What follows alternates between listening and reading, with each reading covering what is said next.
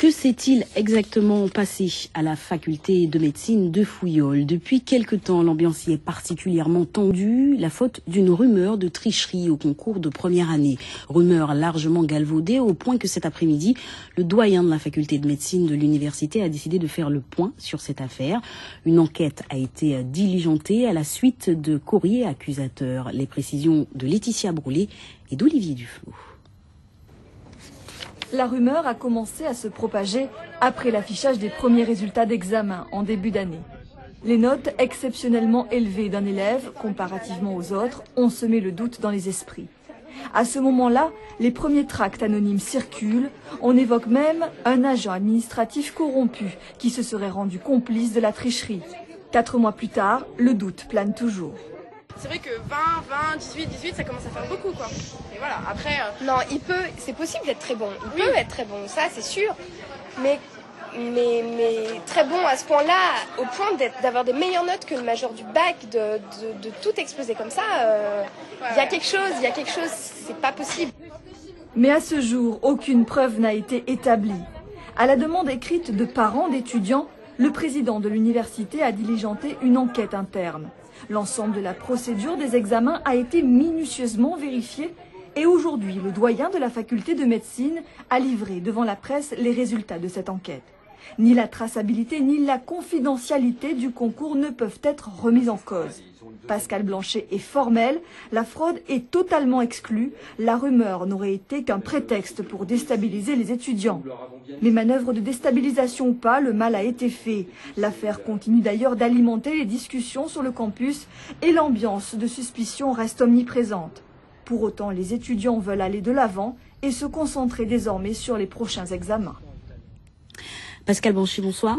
Bonsoir. Merci d'avoir accepté notre invitation. Vous êtes donc le doyen de cette faculté de médecine de l'université de Fouillol. Laetitia Brolé l'a dit. Vous avez délivré donc les conclusions de cette enquête. Pas de cas de suspicion. Sur quelle base a été réalisée cette enquête? Alors, d'abord vous rappelez que chaque année, la première année des études médicales est l'objet de rumeurs. Alors pourquoi des rumeurs sur cette première année des études médicales? Parce que c'est un concours. Donc beaucoup de concurrents, peu d'élus, une ambiance de tension, et qui plus est, c'est un concours sur site éclaté, sur nos 3 régions, Guyane, Martinique, Guadeloupe, et ça contribue à exacerber un petit peu les tensions de cet événement qui est toujours très douloureux pour les familles, beaucoup d'appelés, peu d'élus, donc beaucoup d'échecs. C'est une source de confusion et de déstabilisation pour les élèves chaque fois. Cette année, la rumeur a pris une ampleur inconsidérée. Des documents anonymes d'abord, des étudiants qui parlent, mais pendant très longtemps, aucune demande écrite, jusqu'à ce que le président d'université et moi-même soyons sollicités par des parents d'étudiants, et nous leur avons rappelé que nous ne pouvions pas diligenter une enquête, nous ne devions pas le faire si nous n'étions pas saisis par une demande écrite et signée.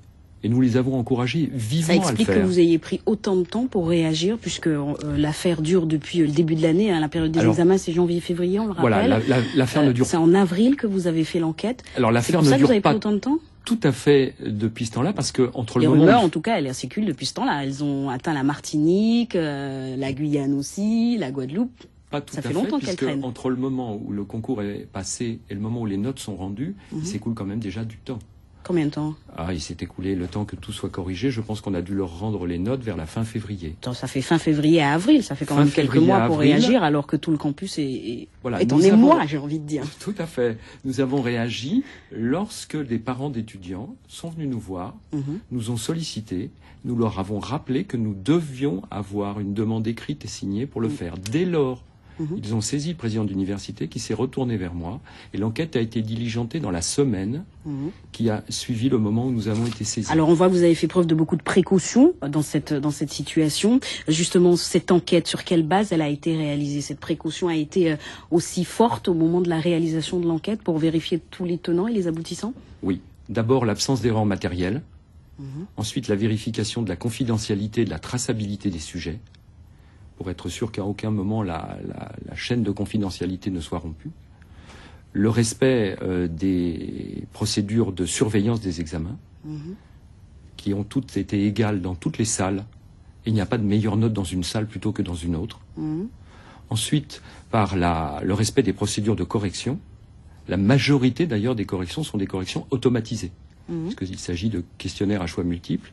Et les épreuves rédactionnelles font, elles, l'objet d'une double correction, puis elles sont rentrées en machine. Donc vous êtes formel à ce niveau-là, aucune faille. Les étudiants parlent pourtant Aucune faille, je suis formel. Les étudiants parlent d'une collaboration d'un administratif, de quelqu'un qui aurait participé. C'est une piste que vous avez pu étudier, vérifier? Je n'ai jamais entendu un étudiant me rapporter une telle piste.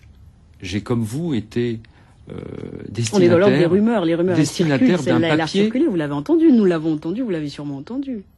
Non, je n'ai jamais entendu d'un étudiant qu'il remette en cause un des administratifs ou un des membres du jury. Ce que j'ai vu, ce sont des papiers anonymes que vous avez reçus, un dernier que vous avez reçu et un précédent qui circulait, donc non signés, et qui, eux, effectivement, attaquaient l'administration.